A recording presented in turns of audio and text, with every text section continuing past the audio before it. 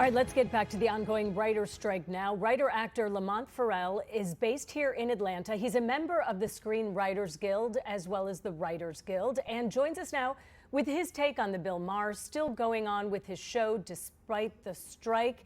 Good morning, LaMont. Welcome to Morning Rush. We appreciate your time today.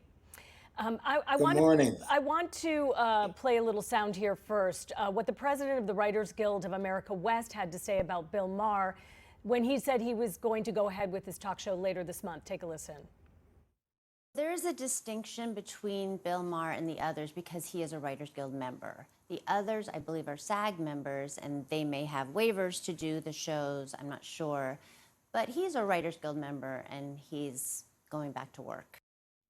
So what are your thoughts on that political commentator, comedian statement that he says basically he's not going to do any writing or any of the writers, but it's been 5 months and it's time to bring people back to work? Because we have to remember, it's not just the people you see on the screen and the writers, but you've got lighting, you've got craft food services, makeup and hair artists. There's a lot of people that are affected when a production shuts down. Absolutely. Obviously, I've worked on dozens of productions, so I understand what Bill is saying. And people are suffering. We all are suffering. I'm suffering. We all would like to get back to work. However, Maher is part of the WGA. He is a Writers Guild member, and for him to break the writer strike and to cross the picket line and go back to work, what he's saying is that been 5 months and people are suffering, but we're all in the same boat. And for him to get off the boat and go swimming on his own, I think is disappointing because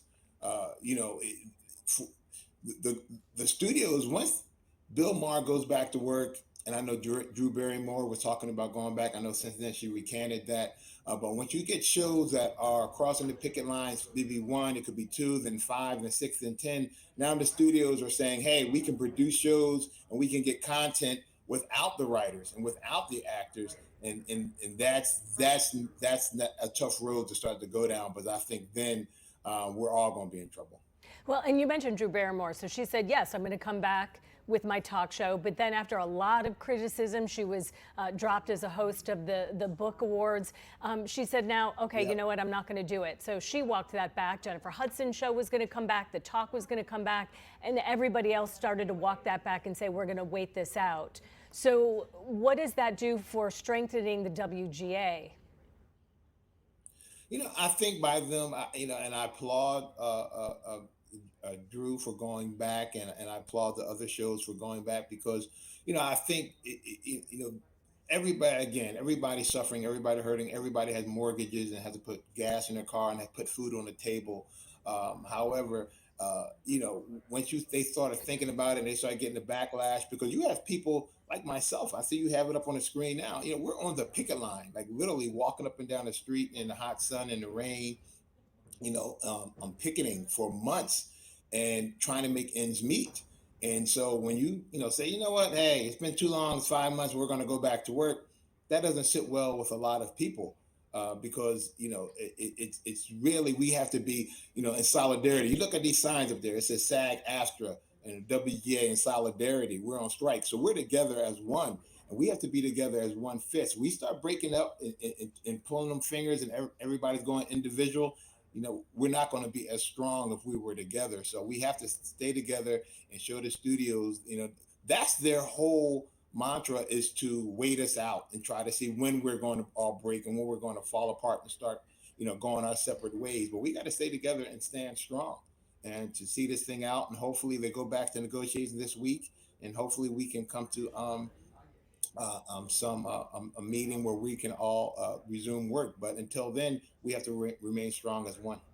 Is there a concern, because we've been talking about this morning, that look, there's so much now that so much content you can watch with all the streaming networks. It used to be just the big networks. You would turn on your TV and what you got was what you got. But now you can get online and see so much more. There's such a huge body of work out there.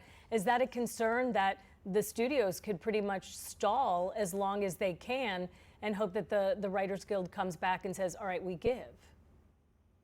Yeah, I mean, and that's their tactic. And you're absolutely right because I've been blessed, been working in this business as a professional writer for almost 25 years. So, and I still get residual checks for shows that I've written 20 years ago, which is a blessing.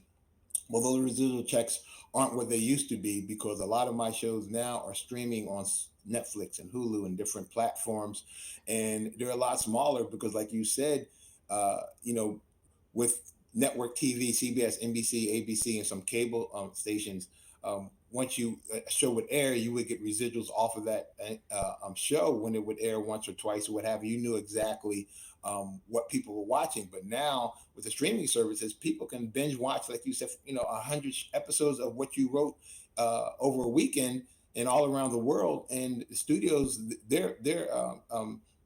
I'm getting revenue off of that. And as a writer, it's not commensurate to what we wrote. And so people are binge watching and watching your shows, and you're not getting paid for as many times that people are watching it. So that's why we need to go back to the negotiation table to discuss this, how TV is watched today.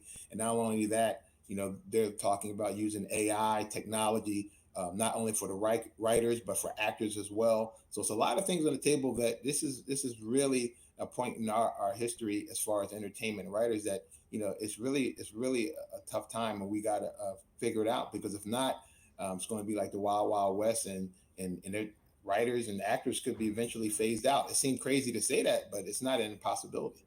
Unbelievable to think about. And you mentioned two of those major issues that hopefully they can resolve at some point soon by going back to the table this week, as you mentioned. LaMont Ferrell, actor, writer, and a member of the Screen Actors Guild, as well as the Writers Guild of America. Thanks for your time this morning, and we're hoping for the best for you.